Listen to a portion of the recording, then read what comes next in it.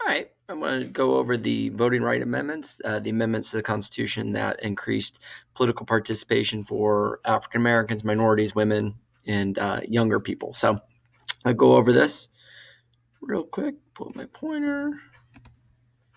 And okay, let's go ahead and start. Maybe. Okay. So this is a really important topic for the EOC. We're looking at 3 or 4 questions on the EOC, going over these amendments and what was in these. All right. So before 1865, African Americans remained enslaved throughout the South, and these slaves had no rights, obviously.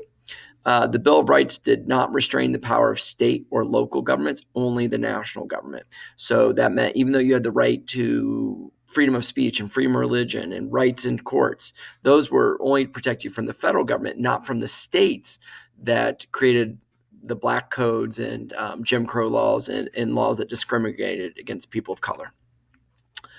From 1865 to 1870, 3 amendments were added. These are referred to as the Civil War Amendments because they happened right after the Civil War, 13th, 14th, and 15th Amendment, and they were meant to free the slaves and to give rights to the newly freed slaves. So 13th, 14th, 15th Amendments, Civil War Amendments, very important. All right. Even after those amendments throughout the South, states created very unfair laws called Jim Crow laws that created segregation. And there's an important Supreme Court case here that you need to know called Plessy versus Ferguson, which ruled that segregation was legal and was allowed. It wasn't until 1960 or until 1956 that that case was overturned in Brown versus Board of Education, which got rid of segregation in the South. The 13th Amendment ended slavery. So that's what you need to know there. After the Civil War, the 13th Amendment ended slavery. The 14th Amendment is an incredibly important amendment. It does 3 things for the newly freed slaves. It makes them citizens.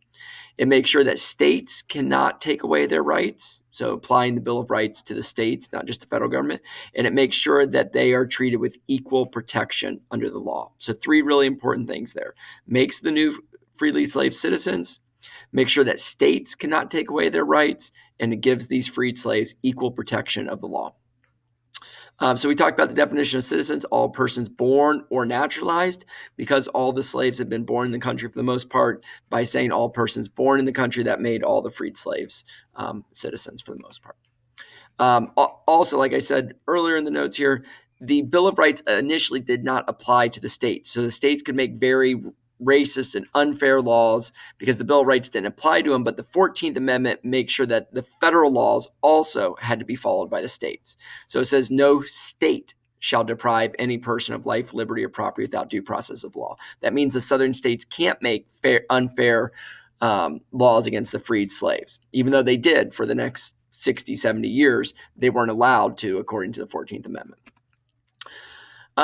So like I said, the 14th Amendment was designed to grant citizenship and give freedoms to freed slaves. One really important phrase is this one here, equal protection of the law. That meant that the Southern black codes and Jim Crow laws, those were unconstitutional because it was not treating them with equal protection of the law. So again, 14th Amendment, really important, meant to give the freed slaves citizenship, meant to give them equal protection under the law, and also meant to make sure that states could not take away the rights, because some of the southern states wanted to keep the slaves, the freed slaves, from having laws, equal rights, and the 14th Amendment said you can't do that. All right, the 15th Amendment granted African Americans suffrage. That's a vocab word you need to know. Suffrage is the right to vote. So even though this was passed in 1870, and it gave the freed men, African Americans, the right to vote, in the South, they came up with a whole bunch of racist and unfair practices that really kept them from being able to use their right to vote for about another 100 years almost. It wasn't until the Voting Rights Act of 1965 was passed that they were truly and freely allowed to vote. But the 15th Amendment did give them the right to vote, but they weren't really able to use that right to vote.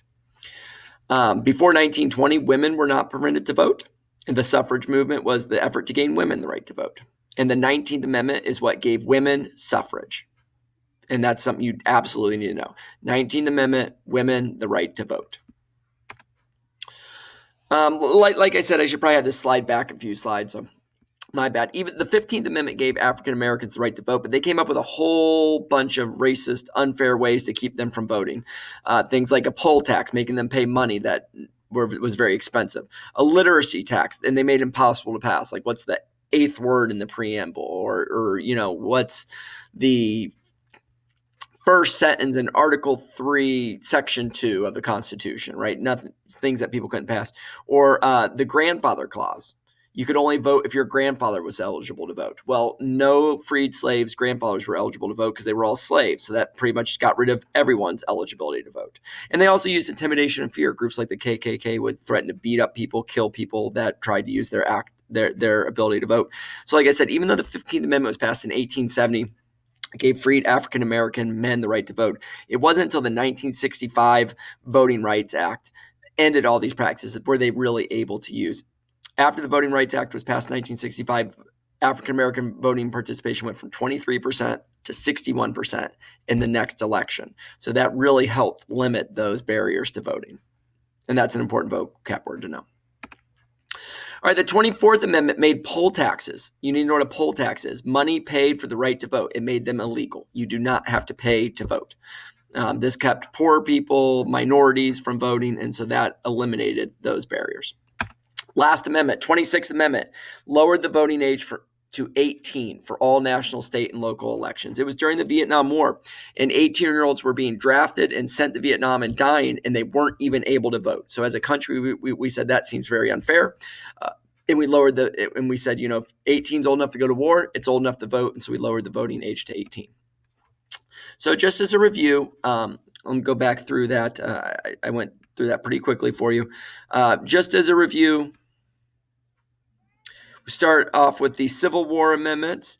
13th, 14th, 15th Amendment meant to give new rights to the freed African Americans. 13th Amendment ended slavery. 14th Amendment, very important. It made the freed slaves citizens and defined citizenship. It made sure that the states could not take away rights without due process from the people of color. And it also said they had to be treated, all people, regardless of race, had to be treated with equal protection of the law. That's a very important phrase. 15th Amendment gave African Americans the right to vote, but it wasn't really until the Voting Rights Amendment in 1965 that they were actually able to vote. The 19th Amendment gave women the right to vote. The 24th Amendment got rid of poll taxes, an unfair practice that was unfair for poor people, minorities, and groups like that. And the 26th Amendment lowered the voting age to 18. It's a lot of vocab words, a lot of different amendments. You need to know them. Very, very, probably one of the most important topics for the EOC. So make sure you study, watch my video, know those. All right, that's it. I'm done. Let's see how long it takes me to stop the video.